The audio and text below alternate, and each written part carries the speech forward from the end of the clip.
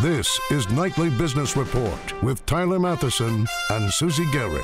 Brought to you in part by TheStreet.com, featuring Stephanie Link, who shares her investment strategies, stock picks, and market insights with Action Alerts Plus, the multi-million-dollar portfolio she manages with Jim Cramer.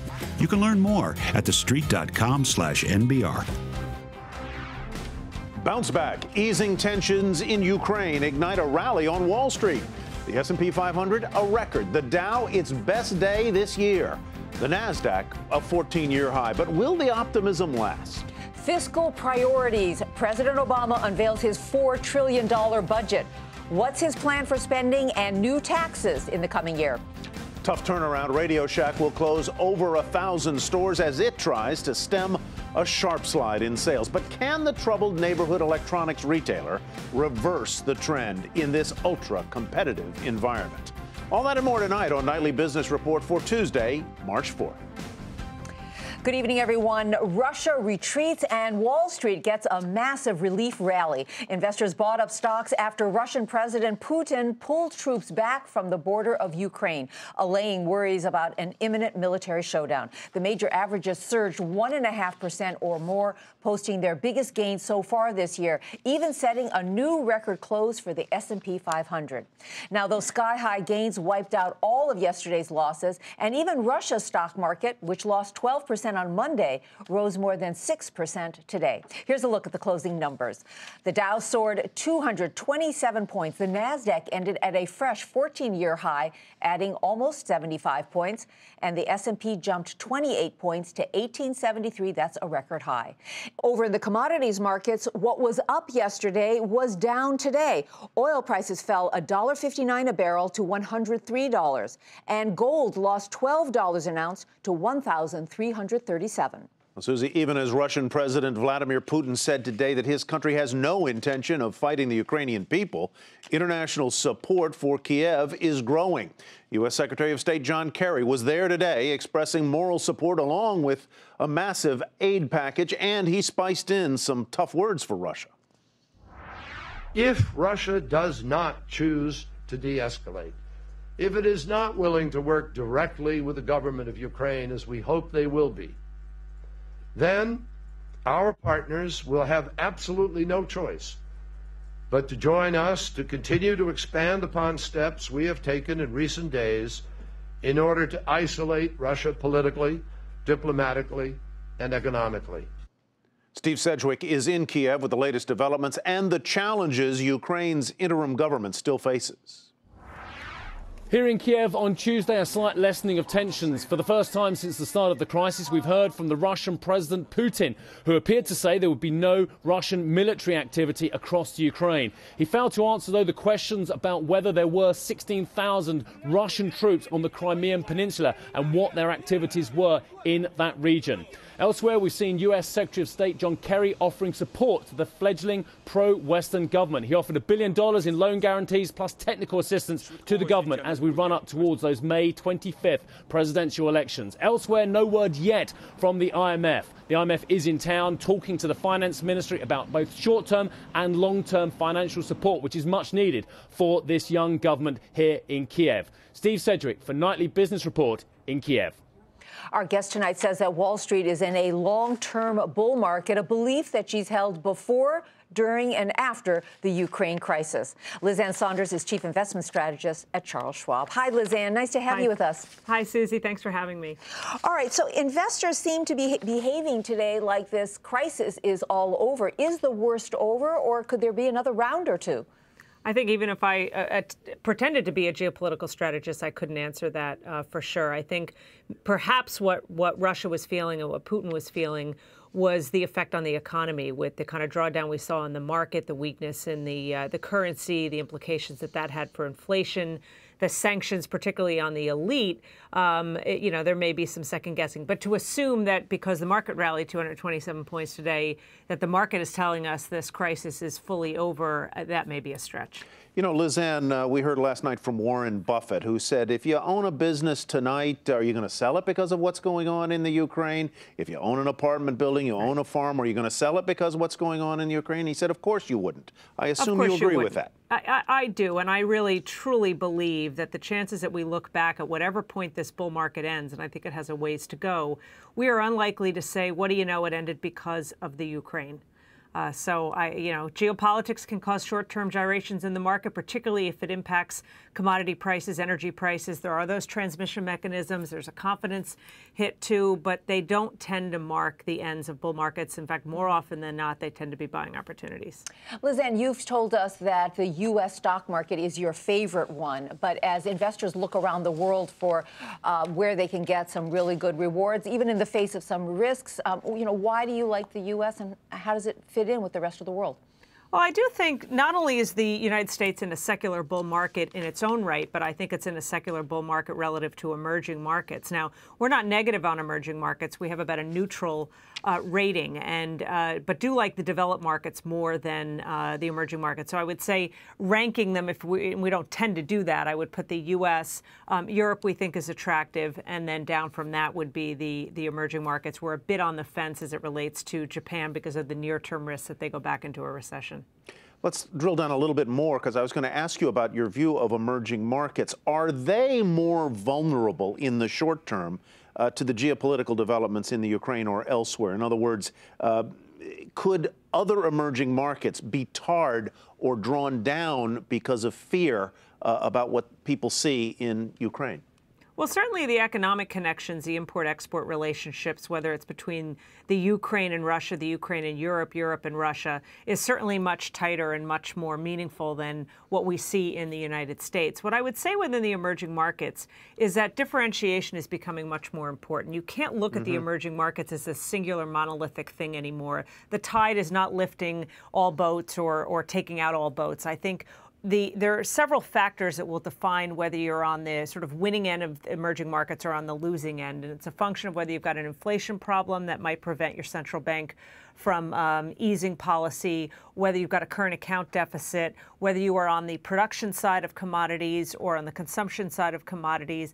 Clearly, there are some particularly hard-hit emerging markets. Leaving the Ukraine aside for a moment, you've got the now so-called Fragile Five, which would be Brazil, India, Indonesia, South Africa, and Turkey. And those are some of the most beleaguered areas, but there are also going to be some winners. In fact, we have a fairly optimistic view on China, which is by far the biggest within the emerging market sphere. Wish we had more time to explore that with you. Lizanne, always a pleasure talking to you. Thank you so much. Thanks very much for having me. Lizanne Saunders, she's Chief Investment Strategist at Charles Schwab. Now, if you were wondering which well-known U.S. companies have some of the biggest exposure in Russia, we got some names for you. Among them are General Motors. It makes about 100,000 cars a year at a plant near St. Petersburg, and it's hoping to expand operations next year. Ford operates 3 plants in a joint venture with a Russian automaker. ExxonMobil formed an alliance with Russia's state-owned oil giant Rosneft back in 2011, exploring for oil in Siberia and in the Arctic and the Black Sea. And banking is big over there. Citigroup holds more than $10 billion in assets in Russia. That's its 10th largest emerging market. JP Morgan Chase's exposure there is nearly $5 billion. Well, RadioShack has no stores in Russia, and that might be a good thing since the struggling retailer is having a hard enough time attracting shoppers right here in the U.S. After a terrible fourth quarter, which included the holiday season, shares of RadioShack tumbled 17% today, forcing the company to announce some major changes. Courtney Reagan has more on the massive number of store closings to come and whether RadioShack can even survive. For decades, RadioShack has been the answer for folks in an electronic pinch, needing that cable or connector. But some believe RadioShack may be entering the beginning of the end of its lifetime as the neighborhood electronic solution. Today, the retailer announced a big drop in holiday sales, a larger loss than a year ago, and said it will be closing 1,100 underperforming locations. That's 20% of its existing stores. The 80s called. They want their store back. The retailer did have a well-received Super Bowl commercial, poking fun at its stale store appearance and brand, though it seems consumers were more entertained than moved to head to the nearest RadioShack to check out the changes. While analysts acknowledge the handful of remodeled RadioShack stores are much more attractive and say CEO Joe Magnacca deserves credit for the changes, it's likely just not enough. They're going to go to zero. They're going to go into reorganization. They're going to close a whole lot of stores, which they've already started.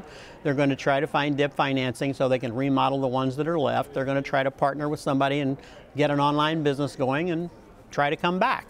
Competition, both online and offline, coupled with a slowing wireless industry, are just part of the reasons RadioShack's losses are expected to exacerbate.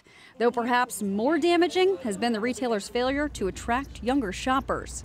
Today's report marks more than 2 years since RadioShack has made a profit. Janney Capital Markets analyst David Strasser says RadioShack's release today, quote, reads somewhat like the Circuit City press release of 2008 before it filed for bankruptcy later that year.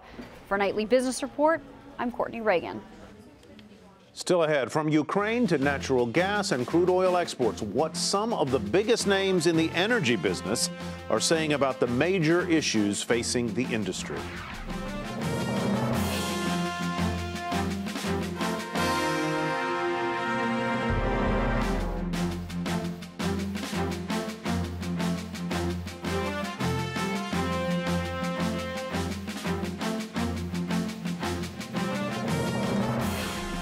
Encouraging words about the U.S. economy today from Ben Bernanke. In his first public speech since stepping down as chairman of the Federal Reserve at the end of January, Bernanke spoke at a financial conference in the United Arab Emirates, saying the outlook for the U.S. is positive compared to the rest of the industrialized world. And he believes the U.S. economy will continue growing at a rate of around 3% this year.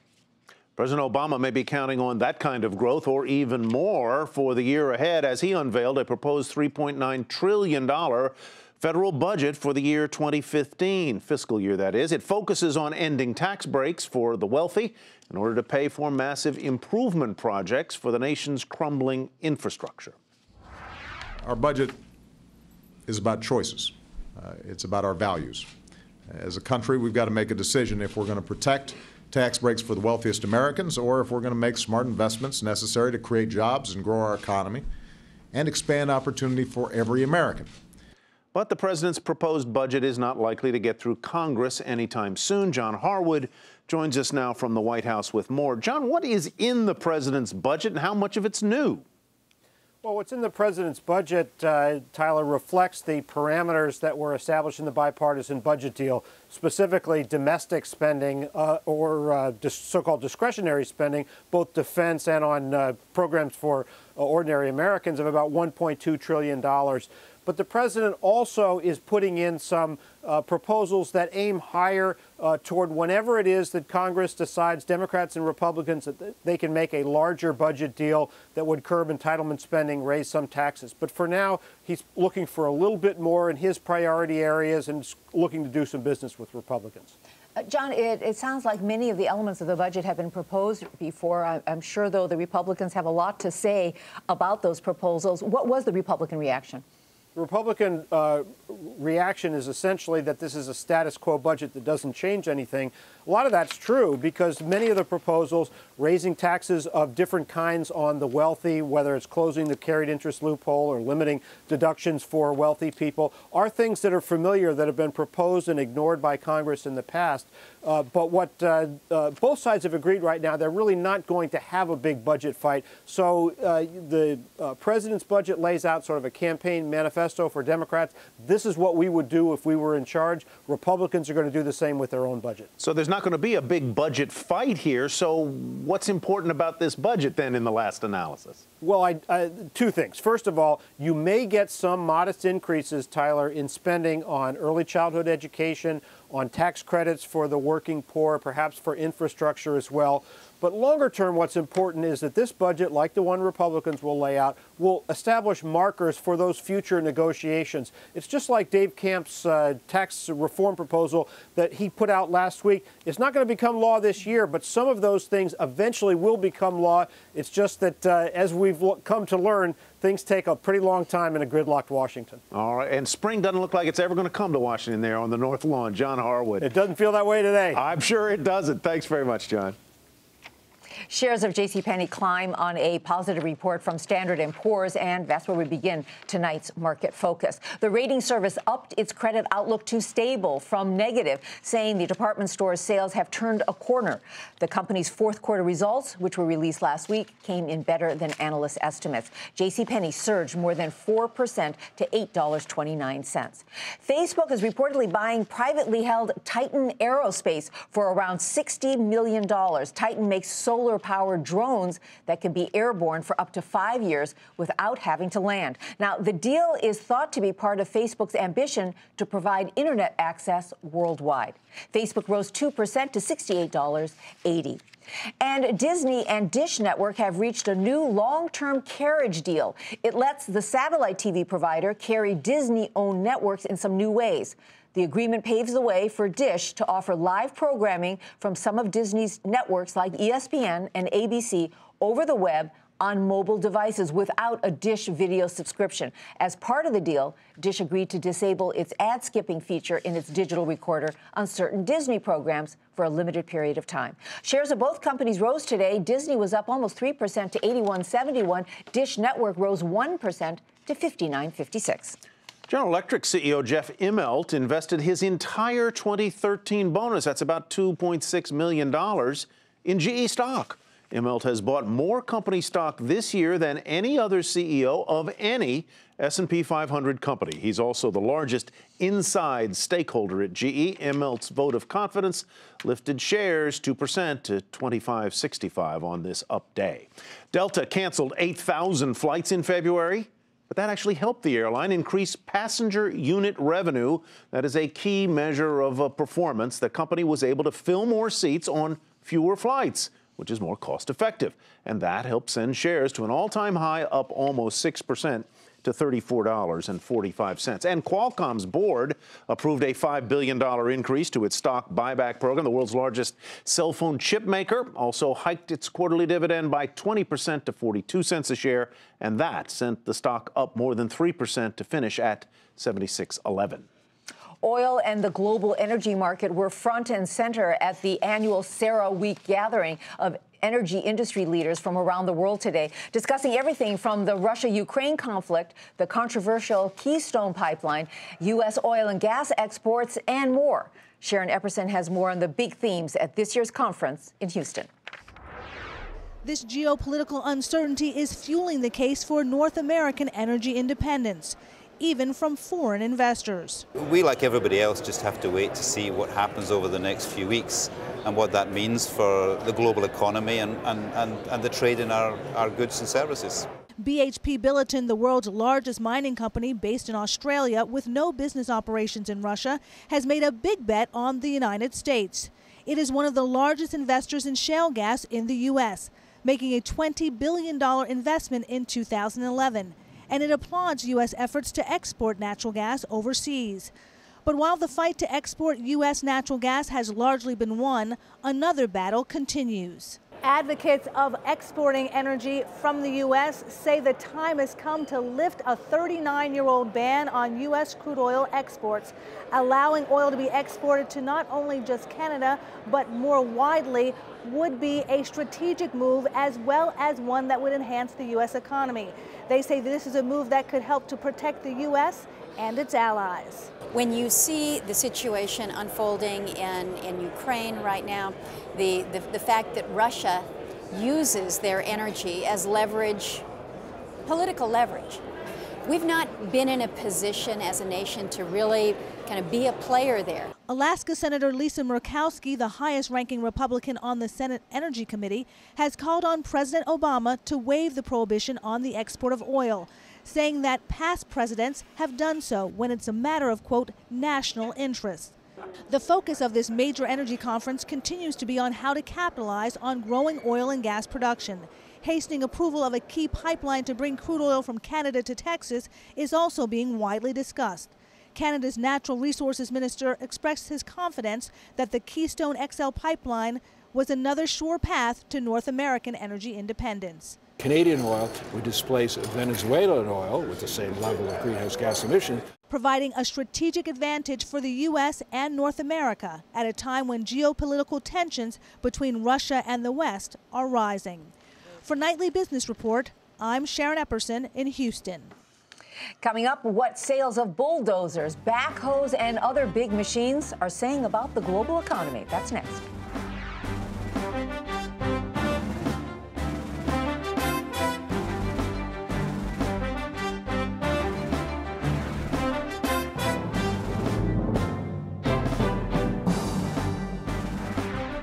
Americans love getting new cars, but we are borrowing more now than ever just to own one. Experian Automotive reports that in the final quarter of 2013, the average amount borrowed by new car buyers, get this, topped $27,000 for the first time. That's the average loan. The reason's a combination of higher sticker prices for new cars. They now average around $32,000, relatively low rates for loans, and people stretching out those loans to 5 or 6, in some cases even 7 years. You won't find any cars at this year's Con Expo, but you will see all the newest and largest construction vehicles, farm gear, and earth-moving equipment on the market. This comes as some heavy equipment makers like Caterpillar, Manitowoc, and Terex see their shares close on 52-week highs. Jane Wells was at the Con Expo in Las Vegas and has more on the outlook for sales of construction equipment and which markets are the hottest. Big machines can tell you a lot about the big economic picture. So how's the global market? It's okay. That's the general feeling at the massive Con Expo, Con Ag show in Las Vegas. Sales here signal what the year may look like. What we're looking for now is the non-residential cycle to start to pick up. This is a $1.6 million excavator from Hitachi, and while this sort of construction equipment is showing strength, sales of large farming equipment are not, as the American farmer's buying binge has come to an end. Not good for John Deere. We would argue that we're only one bad weather pattern somewhere in one of the major farm-producing areas of the world away from, again, running into a situation where the world's supply can't keep up with demand. More Chinese manufacturers are at the show this year, hoping that as their own economy slows, they can export machinery abroad. But much of the talk is about tensions between Russia and Ukraine. We're going to watch it very closely because Russia, has historically for us been a very good market. Glenn Tellick runs Manitowoc, which builds large cranes. He fears any military campaign by Russia will divert resources away from construction projects. Deere sells equipment to Ukraine, a major wheat producer, and it has factories in Russia, where it's also involved in forestry. The CEO expects some short-term problems, but Russia in the long term is going to have to be a part of a positive solution for helping feed and shelter the world. And so we need to figure out a way to steer through all these little crises and continue to stay there. For the moment, Sam Allen says he's checking on the safety of his employees and dealers and waiting to see what happens next, noting the world is a volatile place, whether due to politics or weather. For Nightly Business Report, Jane Wells, Las Vegas. Finally tonight, we at Nightly Business Report would like to extend our thanks to you, our viewers, as we mark 1 year since this broadcast has been produced by CNBC. We hope you agree it's been a great year, and we've picked up a few new fans along the way. Here is one of them. 2, 3, 4, 5. 6, 7, 8.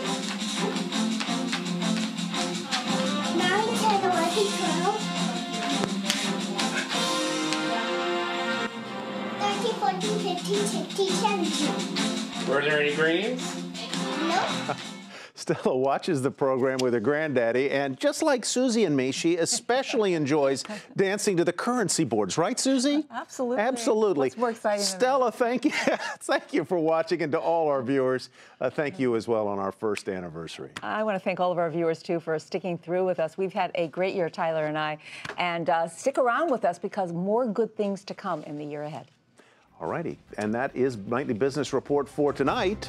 I'm Susie Garrett. We want to remind you that this is the time of year your public television station seeks your support to make programs like this one possible. And I'm Dancing Tyler Matheson on behalf of your public TV station.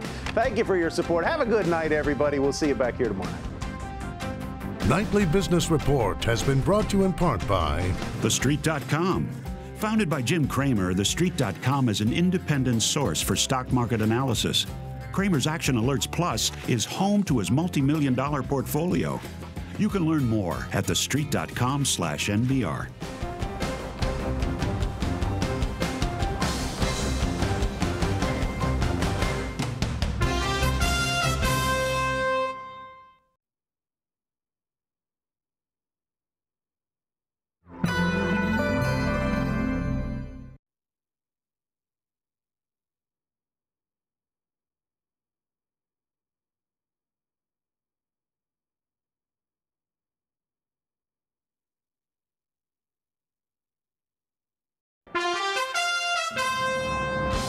I'm Susie Garrett with a nightly business report news brief. Easing tensions between Russia and Ukraine sparked a massive relief rally on Wall Street today. The Dow had its best day so far this year. The Nasdaq closed at a 14-year high, and the S&P ended the day at a new record. The major averages gained back all of Monday's losses and more. The Dow surged 227 points, the Nasdaq jumped 74, and the S&P shot up 28 points. But prices of oil and gold fell. Meanwhile, shares of RadioShack tumbled 17% after the struggling chain announced plans to shut 20% of its stores, 1,100 in all.